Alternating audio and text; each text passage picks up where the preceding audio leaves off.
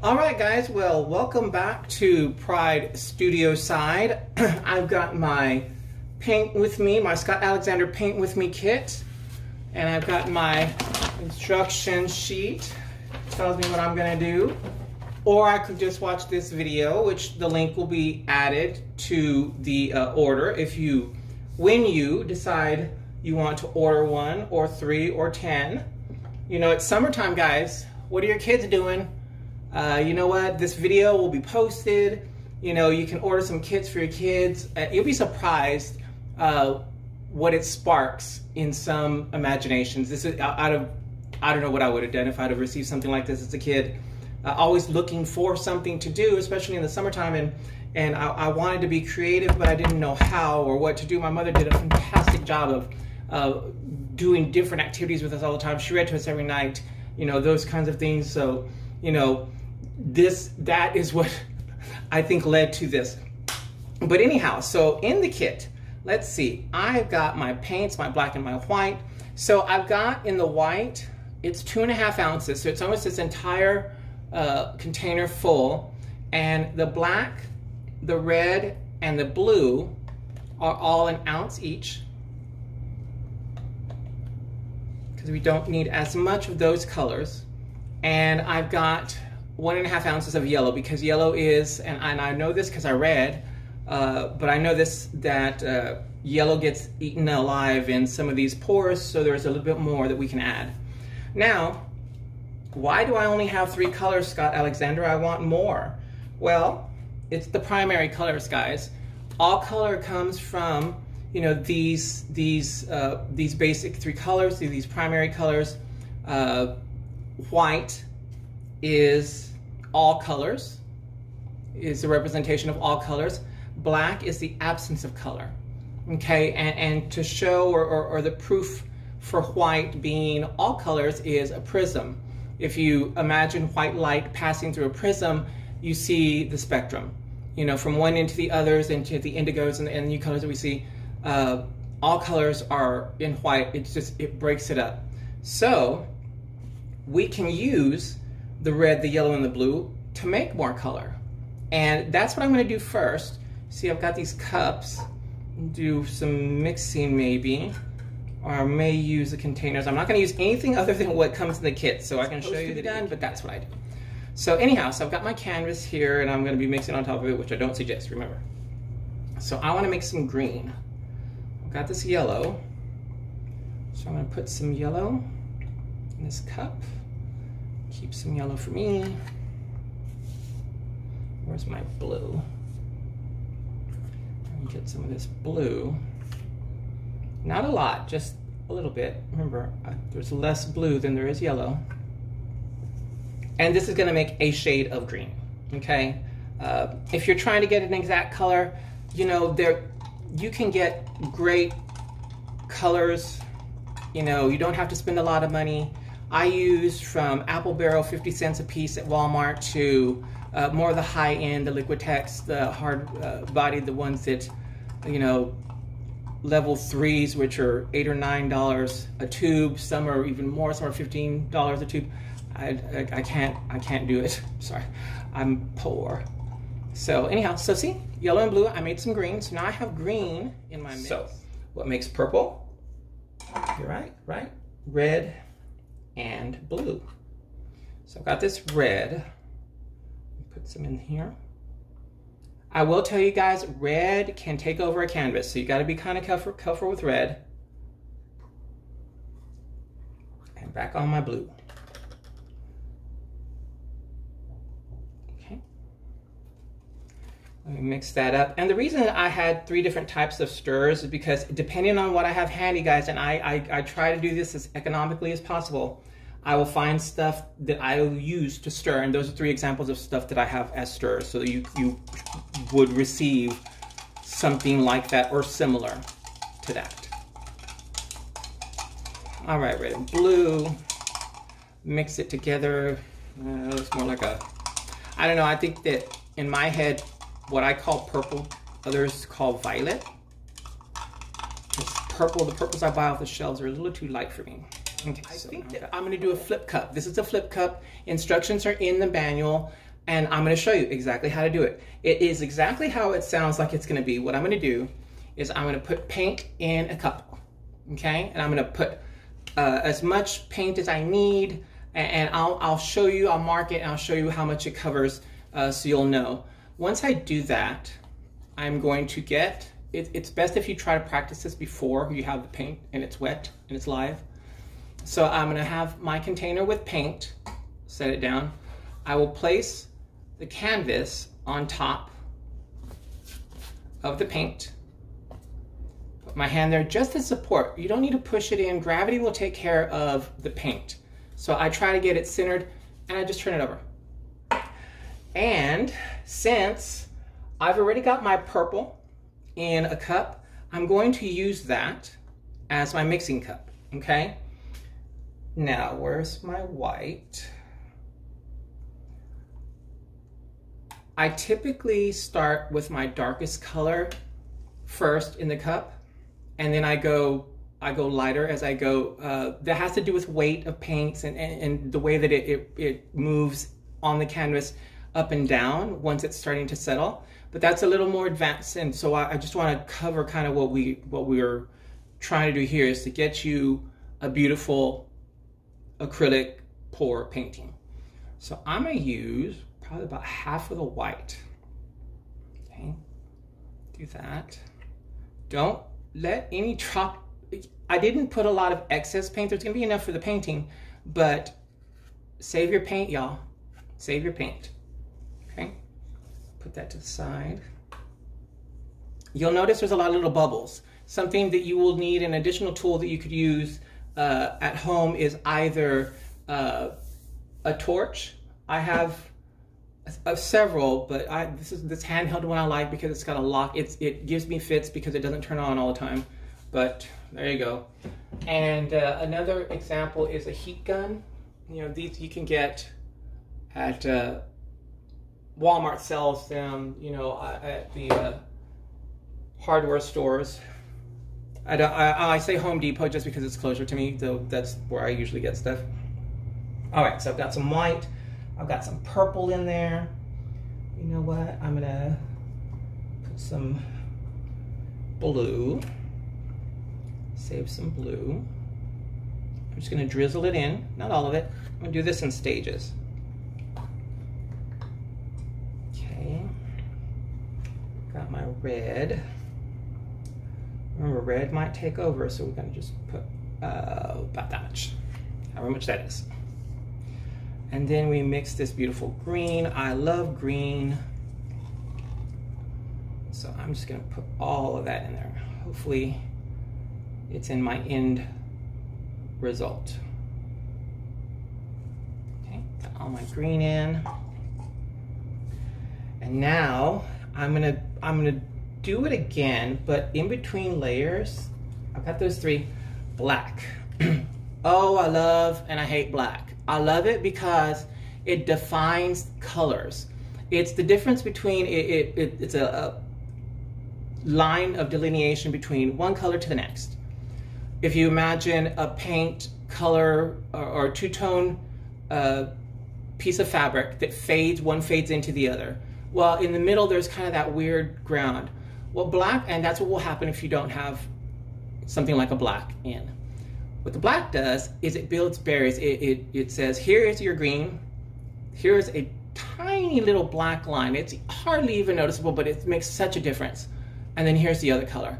I like those kinds of lines. I also like very fluid lines. I don't like jagged. You know, those are all kinds of things that I talk about in the brochure, how to prevent stuff like that. But you know what? This is your art. You do with it what you like. So I'm gonna put just that much black.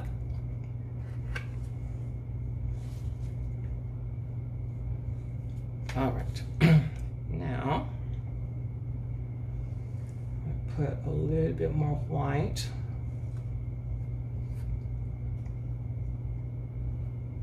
Oh, you know what? I totally didn't put any of the yellow, but so yellow, I'm gonna use all of it. I'm gonna put most of it right there to where it's pouring in and it starts bubbling up. I'm gonna put the rest of my blue.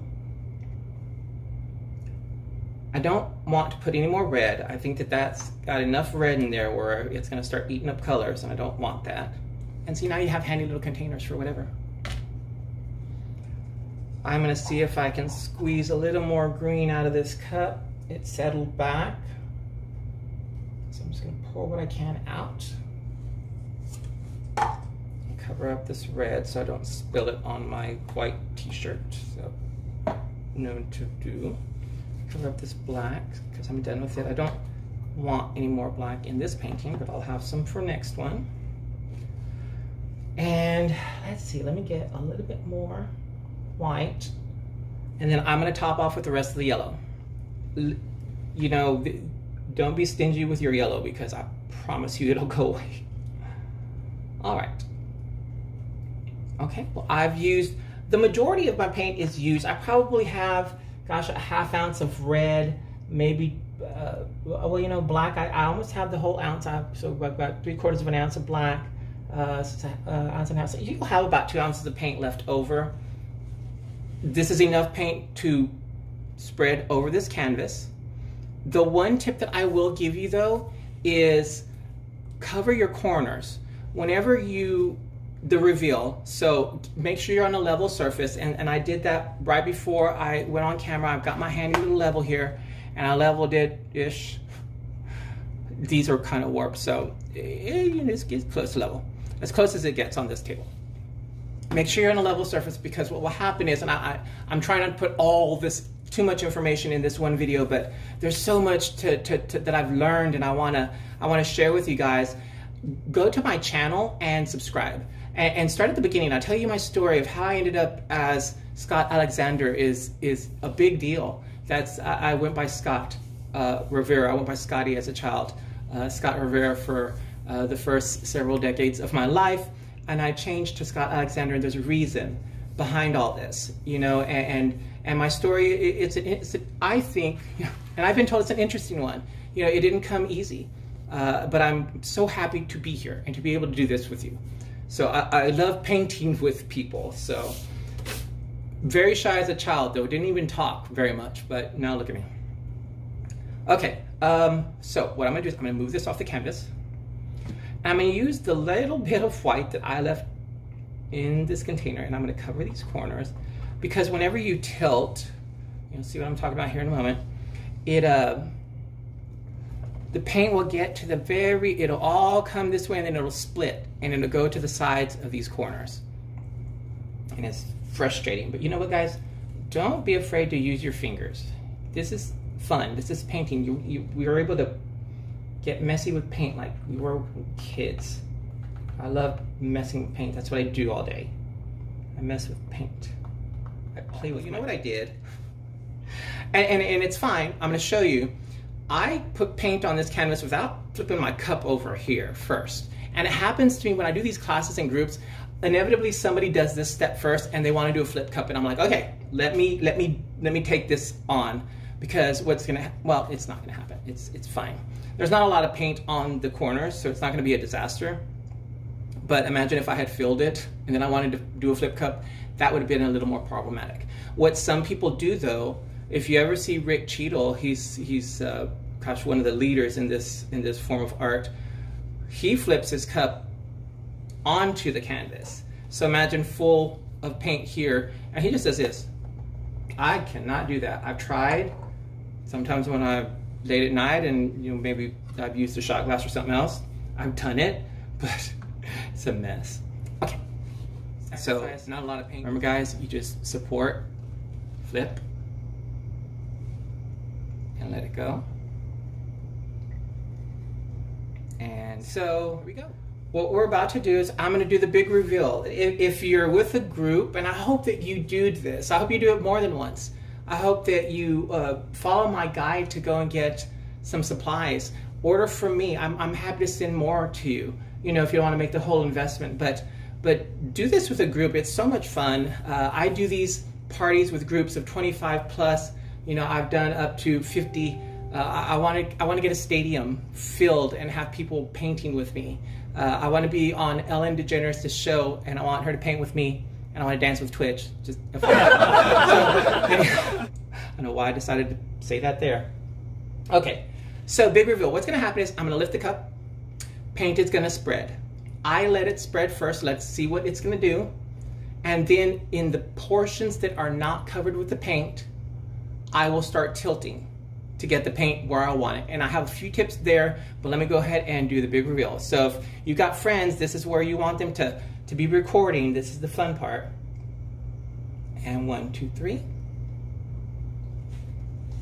I always do that. I put my hand in to catch any paint that wants to drip back down onto my canvas. I kind of like a clear canvas. Ah. Or not clear. I don't like all these little drips everywhere. So I've got some here, but I have ways to deal with that because I've done this plenty of times to understand what I can get done now. So here's your paint. I'm gonna let it spread for a moment. All right, now I've let it spread a little bit and I'm starting to see air bubbles come up. And if you get down on the level, you know, with the light reflecting off that surface, you can see a lot of little air bubbles in there. Well, what is going on there?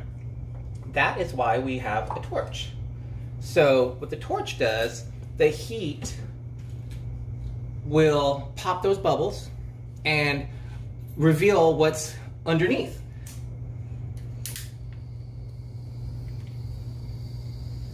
All right, now notice while I'm doing this, I've got bubbles that are popping. I don't know how well you can see bubbles popping, but what you're gonna start seeing are different colors start to come through. Make sure I get all these bubbles popped. And when we talk about fluid art and acrylic pouring, you'll hear the word cells a lot.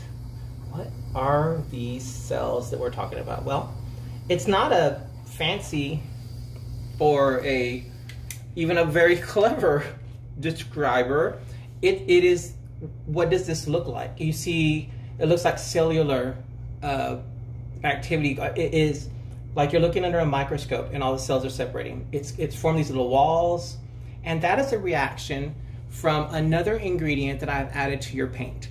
I've got the Elmer's glue and water, that's my slurry.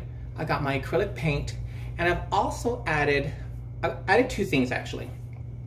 I've added minoxidil, which is the active ingredient in Rogaine for hair growth, in a very diluted solution into the paint. And I've added silicone, and it's a 3-in-1 silicone. I'll show you the package I have. And I am almost out. Yeah, I started to notice today that it's almost out. I've had this container for over a year. That's how little you use each time. I put 1 drop per ounce of paint in your mix, and that's the mix that I always use. And that, what you're seeing is a reaction of the silicone trying to escape. Silicone and acrylic, in my mind, this is how I describe it to myself.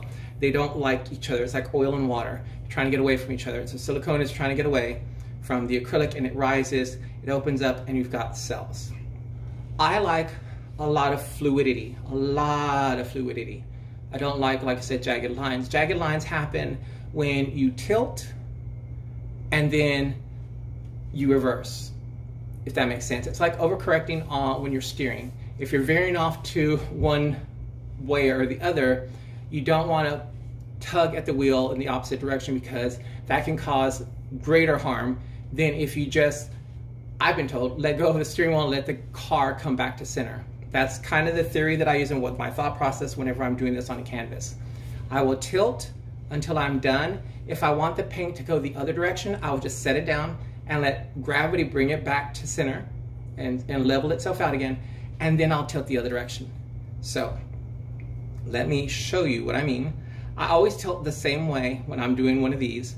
I tilt up, and then I go from my direction looking down, I go clockwise. So it's a very, very slight movement, but you'll see the paint start moving. And anytime you move the paint, you're disturbing it, and it's gonna, and see I've got some spilled over the edge, and then I'm gonna come over here clockwise. Okay, I'm gonna stop. pretty much almost finished the whole painting right there. So I've got everything over here. I had those corners covered, so it just touched that paint. It started spilling over, that's fine. Spilling over here, you'll notice there's still some exposed canvas here, so I want to get it back over there. But I set it down so everything can start kind of chilling again. In the middle of this, I'm going to torch, because I know there's more color. It looks kind of dark now. I know there's more color under there. I can see the yellow there. You know, I can see some reds down there. So I'm going to use my torch, and that white will start coming through.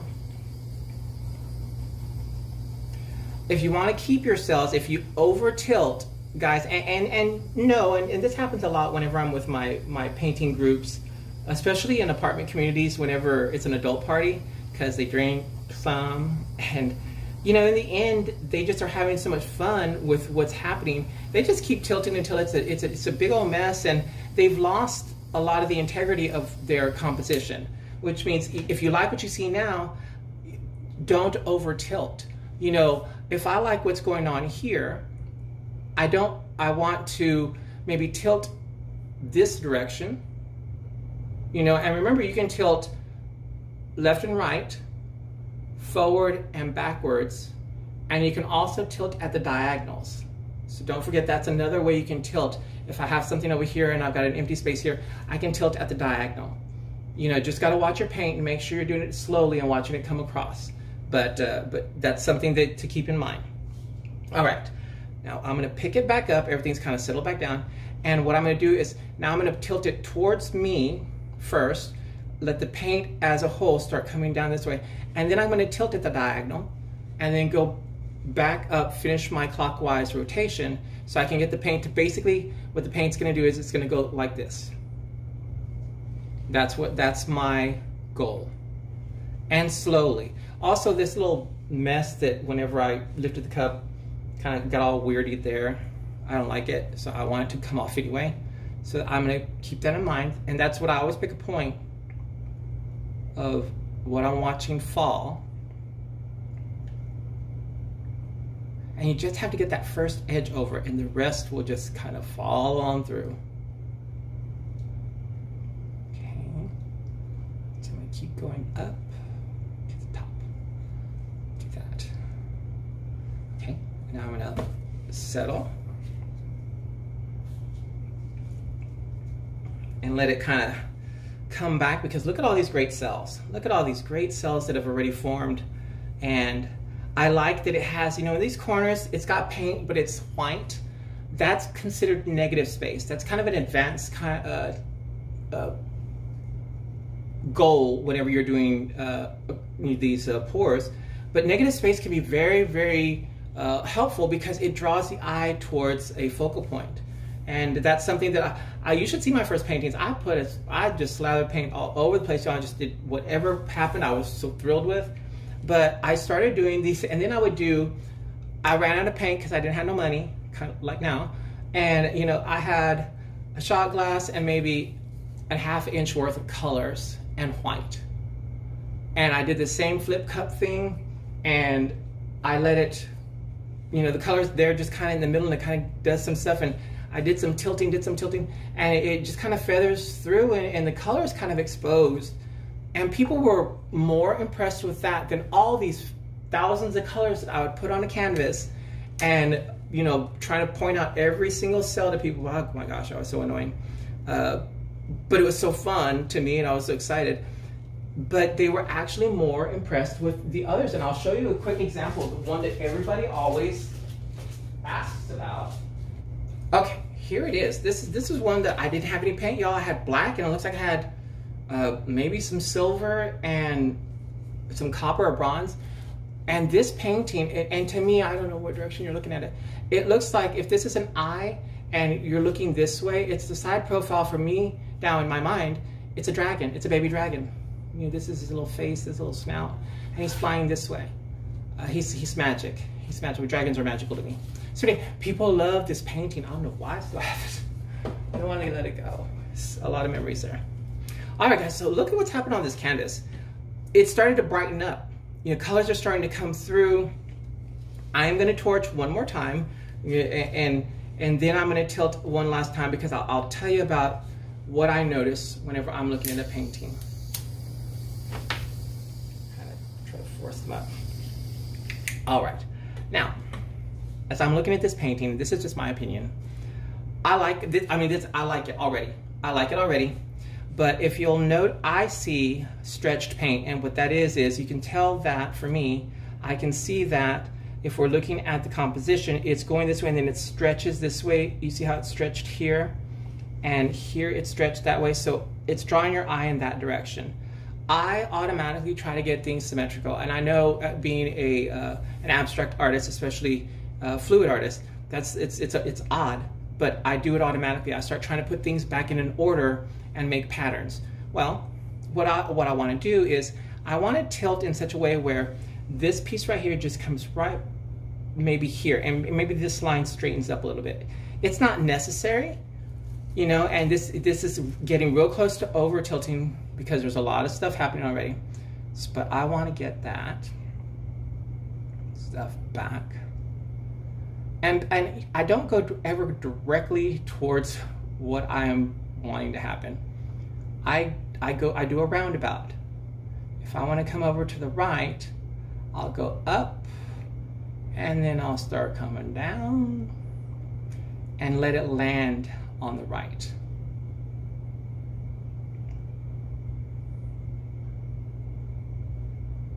Okay. I don't know if you saw what happened there, but that's what I did. I moved it up and over and placed it back down. Now, I can feel or see that a lot of paint is puddling here. So that's where the majority of my paint pool is. And if I'm gonna want this to move over this way, I'm gonna have to draw paint down and have it come over that way. So I've still got plenty of paint on here, and without trying to risk over tilting because I'm getting close, I'm going to come back down and push paint, and I'm gonna sacrifice a layer. I'll push that over the edge, come back over here. I'm using the tips of my fingers is what's controlling the tilt. I'm pulling outwards from my hands, like my thumbs, the direction they're pointing, I'm pulling that way, and it's just my fingertips, that diagonal corner, until this line right here, this lighter, the piece right there, I want it to come over here and drop, and then I'm going to tilt up and then level.